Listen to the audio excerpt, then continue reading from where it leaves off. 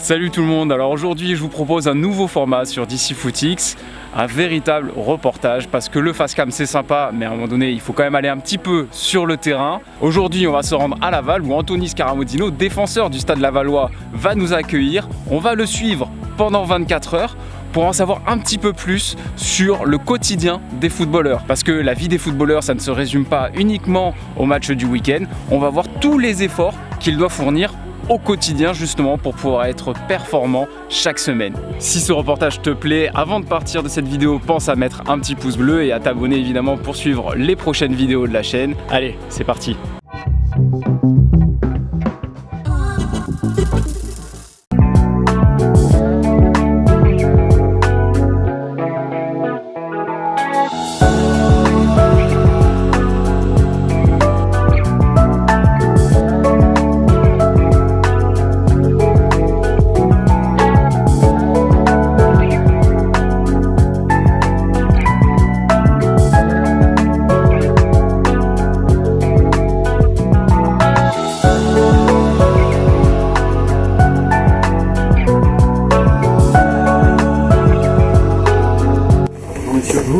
Bonjour.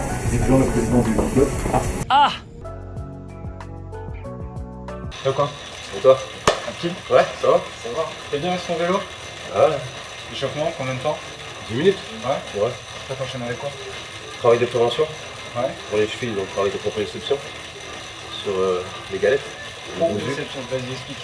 Ça parle pas à tout le monde. Ouais, c'est tout ce qui est renforcement cheville, en fait, d'exercices qui te permettent de renforcer la cheville, les ligaments et muscles de la cheville. Donc c'est des préventions qu'on fait souvent avant les entraînements. Donc on va parler des muscles à l'entraînement et après un petit travail d'excentrique. Pareil sur les musculaires, les ischio, mollets, adducteurs. Mais du coup tu pourras participer à l'entraînement collectif. Collectif, non. J'ai une écho à 17h. Donc et suivant le résultat de l'écho, soit je ferai une séance de terrain avec le prépa physique, soit je continuerai à faire mon travail en salle chez moi. D'où l'entraînement aujourd'hui donc. Ouais, tous les mardis. Mardi limite c'est la pire journée pour toi. Non, c'est la journée où on bosse le plus justement, donc c'est bien. Tout ce travail de prévention, tu le fais combien de fois par semaine? 2 à 3 fois par semaine. C'est quelque chose que tu as toujours fait sérieusement dans ta carrière? Non. Honnêtement? Non, étant plus jeune, je ne le faisais pas. Bravo. Parce que mais c'est vrai qu'au fil de l'âge, j'ai notamment fait dans plusieurs clubs, donc plusieurs prépas physiques, plusieurs entraîneurs. Donc j'ai une certaine expérience maintenant qui me permet d'intégrer ce travail de prévention avant mes séances ou après, notamment avec les soins, avec la kiné ou la balnéo, pour justement essayer de performer le plus longtemps possible. Tu regrettes pas un petit peu de ne pas l'avoir fait plus sérieusement plus tôt justement ce travail-là? Si, je pense, ça m'aurait évité quelques blessures, je pense. Mais c'est vrai qu'étant jeune, c'est dur d'intégrer ce travail parce que c'est venir une demi-heure, une heure avant l'entraînement, les séances, partir une demi-heure, une heure après. Et c'est vrai qu'étant jeune, on se rend invincible.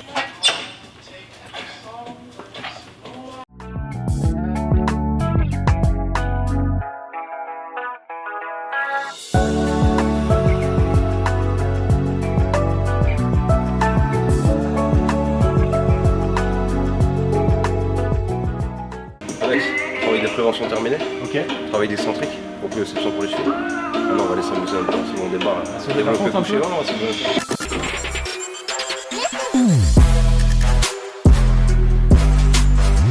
La claque. Voilà, mais plus de vitesse encore.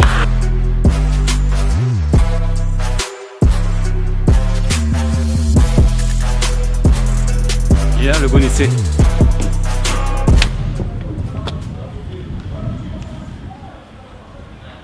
Oh, j'en ai chié. Bon, la muscu c'est terminé. Là Anthony il est en train de se faire masser. Moi j'ai pas ce privilège. Et après on va aller manger. Voilà, t'as eu droit à ton petit massage. Ouais. C'est un petit traitement de faveur parce que t'es blessé ou c'est vraiment à chaque entraînement? Voilà, c'est plus spécifique sur le mollet parce que j'ai une douleur au mollet. Ou sinon, souvent après les entraînements, que ce soit étirement avec la kiné ou le prépa physique, ou séance de massage ou séance de balnéo. Et ça c'est quelque chose qui t'aide vraiment ou c'est vraiment juste pour te soulager un petit peu? Non, ça aide à la récup sur le long terme. Ouais. D'avoir Tu ce ressens travail vraiment quotidien d'avant et d'après séance, c'est un travail qui nous aide au quotidien.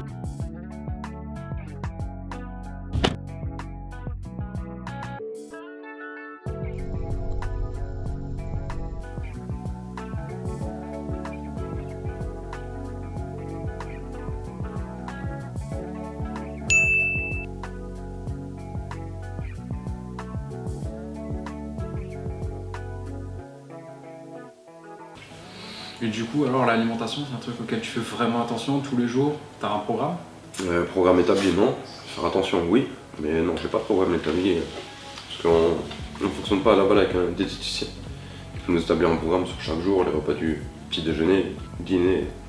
Donc non, mais je fais attention avec les féculents, je fais les grosses lignes en général. Ouais, tu me disais tout à l'heure, là c'est féculent parce qu'il y a double entraînement. Parce qu'il y a double entraînement, ouais. Sinon tu aurais pris plutôt des légumes. Crudité. Et tu sens vraiment, si les périodes où tu n'as pas fait forcément attention, tu le sens vraiment que ça joue sur tes performances? Tu le sens sur la prise de poids. Ouais, ça forcément. Donc la balance, vraiment pas. Donc après, c'est des séances supplémentaires sur vélo pour perdre des kilos. Donc ouais, non, on le sent. Et courir avec 1 ou 2 kilos en plus sur les poignets ou sur les chevilles, vous le ressentez. Donc forcément, ouais, on ressent par la prise de poids en fait. Plus par la prise de poids que. C'est là où on ressent plus. Mais au niveau des blessures aussi, ça joue pas mal. Ah ouais, ça y joue. La prévention. Ah ouais, comme tous les entraîneurs qui me disent, c'est le corps humain, c'est dans la tête de haut niveau, c'est comme une Formule 1. Du moment qu'il y a un petit grain de sable qui vient dans le moteur, on n'a rien qui fonctionne. Du coup, pas de McDo, pas de kebab? Si, ça m'arrive de temps en temps, surtout avec les enfants pour leur faire plaisir le week-end, donc non, mais ça m'arrive. Je suis pas à l'extrême là à compter, à peser mes aliments. Donc non, ça nous arrive d'avoir un petit écart. Du coup, tu joues à Laval depuis l'année dernière. Ça te fait combien de clubs maintenant en tout dans ta carrière? Une dizaine, je pense. Ça te fait quoi? Ça te fait quasiment un déménagement tous les 2 ans? Ouais, tous les 2 ans. C'est pas trop dur, surtout que on a vu ta femme, t'as 2 enfants. Ça doit pas toujours être évident, non? Non, ouais, comme depuis l'âge de 18 ans, on a toujours bougé à l'étranger ou dans d'autres régions en France. En fait, on a pris le pli de la première année d'adaptation, la deuxième année où on se fait des connaissances et des amis. Généralement, la troisième année, on part. Et le meilleur moment de ta carrière, c'était quand du coup? Le meilleur moment? Après, le plus beau moment, c'est ma première titularisation au Stade du Rhin, donc dans mon club formateur à Nice, devant ma famille et mes amis. Après, niveau footballistique, ça a été Chypre, l'Omonia Nicosie. Parce que voilà, ça me permet de découvrir l'Europa League. Et des grosses ambiances aussi? Ouais, c'est des ambiances, c'est une religion pour eux. C'est encore là-bas, l'euphorie d'aller au stade et de faire la fête et de crier le plus fort possible. Et au niveau de la culture, ça n'a pas été difficile de t'adapter à un pays comme Chypre? Si, parce que après j'ai eu la chance, entre guillemets, parce que comme c'est une île touristique, donc ils parlent anglais, ils sont bilingues, ils parlent grec et anglais. Et ça m'a permis d'apprendre l'anglais, sur le tas, parce que je parlais pas un mot d'anglais. Mais ça a été une culture pour mes enfants, que ce soit au niveau de l'école. Parce que voilà, ils ont appris le grec, l'anglais, ils avaient ça tous les jours. L'histoire du pays, parce que c'est une île qui a été envahie par les Turcs, il y a moins de 100 ans, donc c'était compliqué. Non, l'ouverture d'esprit, les mentalités, ça n'a rien à voir avec la France. Ouais, t'en es sorti grandi? Ouais. Tout comme je dis, si je serais resté en France, je serais resté au niveau Ligue 2, parce que je savais que je pouvais plus du moins franchir la barrière pour accéder en Ligue 1. Qu'est-ce qui t'en a empêché, tu penses? Là, j'ai apprécié, j'étais un bon joueur de Ligue 2. J'avais pas le niveau pour jouer en Ligue 1. Je l'ai eu étant jeune, mais après j'ai pas saisi mon opportunité. Donc après j'étais catalogué comme un bon joueur de Ligue 2. Qu'est-ce qui t'a manqué à ton avis justement pour pouvoir saisir cette opportunité? Je pense à l'époque où j'ai commencé à Nice à 18 ans, c'était peut-être manque de maturité. Ouais. Donc voilà, j'avais les potes, les amis, comme je parlais sur les préventions ou la récupération, voilà, je dormais tard, on sortait le soir. Donc je pense que c'est un manque de maturité. Ouais. Chose que j'ai acquise aujourd'hui. Ouais, il a fallu que tu sois aussi professionnel qu'aujourd'hui, dès le début. C'est ça. Et l'exemple le plus concret, c'est celui d'Mbappé, qui a 19 ans tout compris. T'es passé du coup par la case chômage. Ouais, après Lens. C'est un sujet dont on parle très peu au final, hein, quand on parle de l'actualité des footballeurs. C'est vrai que beaucoup de footballeurs se retrouvent au chômage chaque année. Ouais. Comment tu t'es senti à ce moment-là? La carrière moyenne d'un joueur aujourd'hui, c'est 6-7 ans. Donc j'en suis à ma 15e année. Mais parce que maintenant, il y a beaucoup de jeunes qui signent pro dès leur plus jeune âge. Donc voilà, des 16, 17 ans, 18 ans, on les signe pro parce qu'on espère qu'ils éclosent et les vendent par la suite. Mais il y a beaucoup de jeunes aussi qui n'arrivent pas à percer.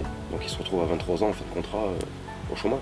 Donc moi j'ai eu la chance de connaître ce cas-là qui a 31 ans après Lens. Donc voilà, je le souhaite à personne parce que c'est des épreuves difficiles, parce qu'on ne sait pas où on va finir l'année d'après. Il y a les enfants qui sont inscrits à l'école, il y a peut-être un déménagement à faire.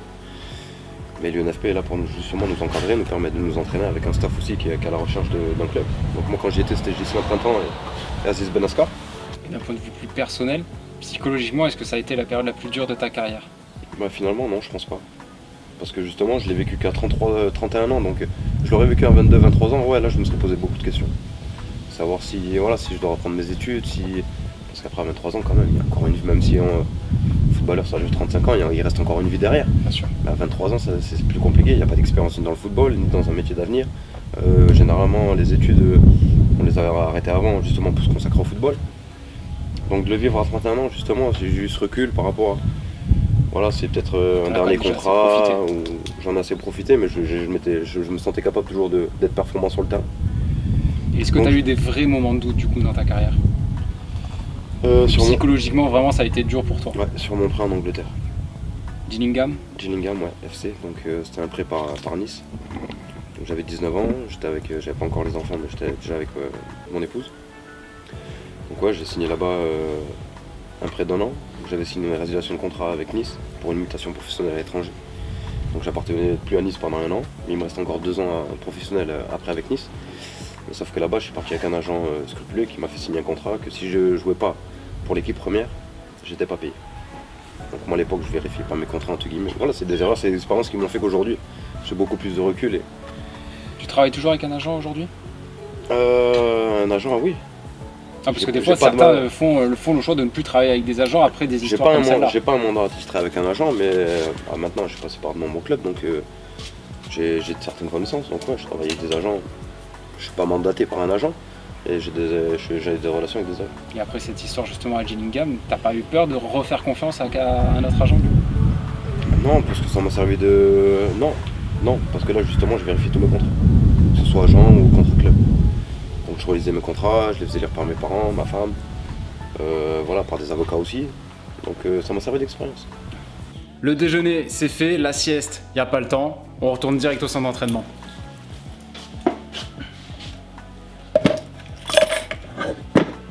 Pas de téléphone dans le vestiaire? Non. Ça, c'est formellement interdit. Non, ça c'est les règles qui ont été imposées par les joueurs et le staff.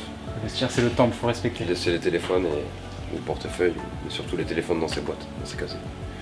Pour dans le vestiaire, justement, il n'y a pas cette interférence avec les téléphones, de rester à jouer. Comme ça, c'est communication entre groupes. Ouais, vous êtes là pour créer entre des nous, liens. on discute de ce qu'on a fait, football ou hors football, de ce qu'on a fait la veille, de ce qu'on a mangé, de T'arrives ce avec qu'on a ton vu à la rocas, télé. tu sors. Tu le laisses dans la voiture. Le téléphone, c'est en dehors du centre et du vestiaire surtout. Comme ça, on est entre nous et on reste entre nous. Et on a nos moments intimes.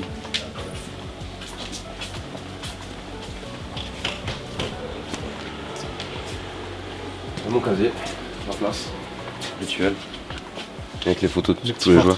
Ouais, c'est personnalisation. On est de retour au centre d'entraînement du Stade Lavallois. Pour l'instant, toujours pas de ballon. Là, c'est Anthony qui va se faire soigner par l'ostéo. On rappelle, Anthony qui a eu des petits pépins physiques. Du coup, on va aller voir un petit peu comment ça se passe, voir un petit peu comment ils vont nous le soigner pour vite nous le remettre en forme.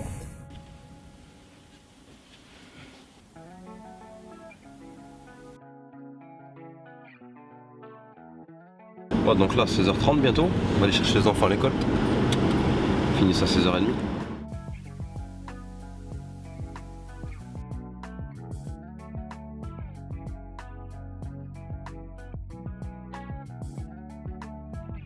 Bon, ça a été aujourd'hui? Oui, Ouais. Vous avez bien travaillé? oui, Bien amusé? oui, En cours, hein? À la récréation, pas en classe, j'espère. oui, Non, ça va. Donc vous déposez à la maison, Lucas et Dodo? oui, Vous faites le goûter? oui. D'accord? Et après, moi, je vais passer l'échographie. C'est l'heure du verdict pour Anthony. On va voir si la blessure qu'il a contractée lors du dernier match est importante ou pas. S'il peut jouer la semaine prochaine, il va passer une petite échographie. On va voir ce que ça donne. On croise les doigts. Anto, courage. Merci. Allez, à toutes. On se rejoint un peu dans l'après-midi.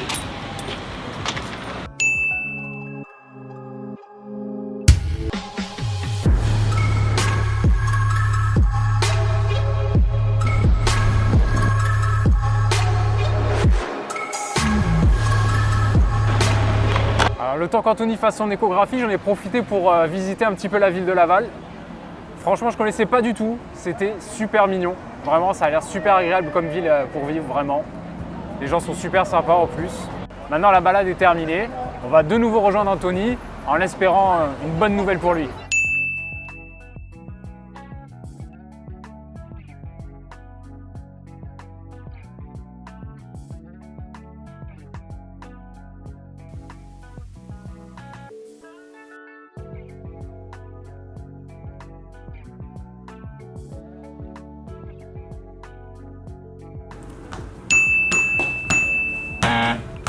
2 séances d'entraînement, 2 séances de kiné, 1 séance d'ostéo. Ça va, la journée était plutôt bien remplie, comment tu te sens? Ouais, fatigué.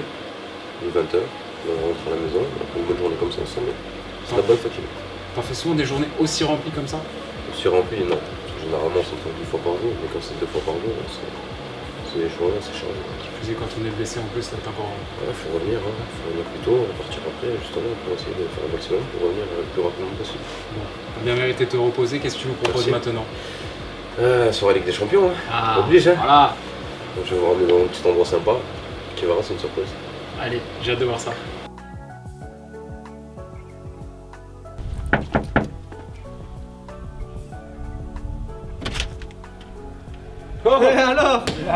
La fameuse surprise. Alexis Bosetti. Ça les gars? Comment ça va? Ça va et toi? Ah, merci de nous accueillir. Avec plaisir.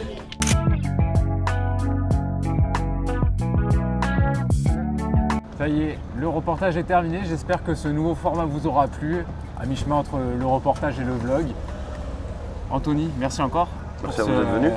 C'est surtout merci à toi de nous avoir accueillis. C'était vraiment sympa de nous avoir ouvert les portes de ton quotidien, de ta maison.